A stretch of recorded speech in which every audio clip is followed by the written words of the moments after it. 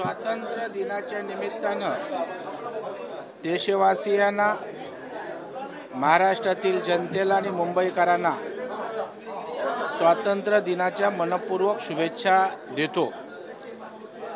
खऱ्या अर्थानं ज्यांनी आपल्या देशाच्या स्वातंत्र्यासाठी बलिदान दिलं, हौतात्म्य पत्करलं, त्यांना त्या ठिकाणी नतमस्तक होणं, प्रणाम करणं आणि त्यांच्या हौतात्म्याची आठवण ठेवून देशासाठी, देशातल्या सर्वसामान्यांसाठी काम करणं हा संकल्प घेऊन आपण स्वातंत्र्य दिन साजरा करत असतो। आज देशाचे पंतप्रधान नरेंद्र मोदी साहेबांनी देशवासियांना संबोधन दिल्लीतनं केलं आणि 10 वर्षामध्ये देशाला प्रगतीकडे कशा पद्धतीनं नेलं आणि भविष्यात आपला देश सामर्थ्यशाली, शक्तिशाली कसा बनेल याचा रोडमॅप त्यांनी देशवासियांसमोर त्या ठिकाणी मांडला।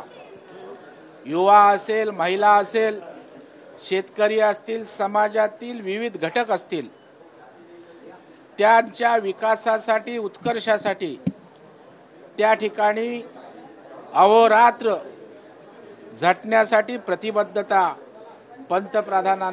पंतप्रधानांनी दाखवली आणि त्याचबरोबर देशवासियांनी तशाच पद्धतीनं झोकून देऊन त्या ठिकाणी देशासाठी काम करावं अशा प्रकारचं विनम्र आवाहन सुद्धा पंतप्रधान नरेंद्र मोदी साहेबांनी या ठिकाणी केलं आणि देशवासियांच्या मनामध्ये एक राष्ट्रभक्तीची ऊर्जा त्या ठिकाणी चेतवण्याचं काम पंतप्रधान नरेंद्र मोदी साहेबांनी या ठिकाणी केलं आणि देशाच्या स्वातंत्र्यासाठी 40 कोटीची जनता त्या ठिकाणी मरण पत्करायला त्या ठिकाणी तयार होती।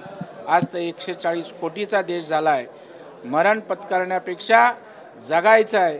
140 कोटी जनतेनं देशाच्या आकांक्षा पूर्ण करण्यासाठी अशा प्रकारचा एक संदेश सुद्धा त्याने दिला आहे आणि आज खऱ्या अर्थानं स्वातंत्र्य दिन त्या ठिकाणी साजरा होताना दिसतोय।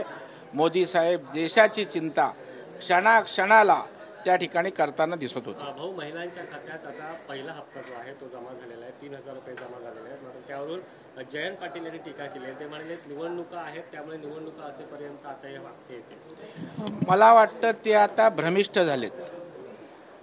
लाडकी बहीण योजनेच्या माध्यमातून राज्यातल्या भगिनींच्या मनामध्ये एक प्रचंड आत्मविश्वास निर्माण झाला आणि स्वाभाविकता त्यांचा आशीर्वाद या महायुती सरकारच्या मागे उभा राहताना दिसतोय आणि त्याच्यामुळे खोटं नॅरेटिव्ह सेट करून मागच्या लोकसभेला काही यश जे पदरात पडलं होतं ते आता मिळणार नाही।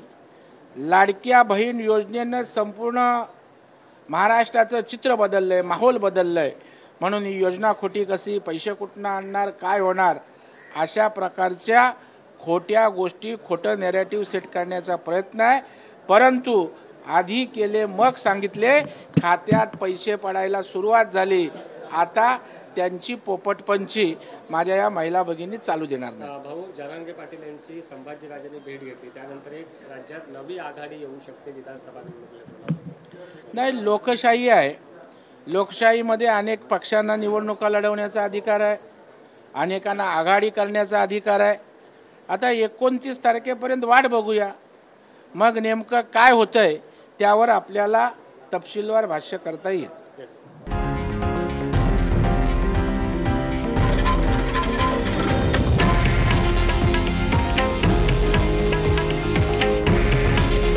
हे आहे देशातील नंबर 1 न्यूज नेटवर्क आणि आपण पाहत आहात TV9 मराठी। काळजी तुमची, हित महाराष्ट्राचं।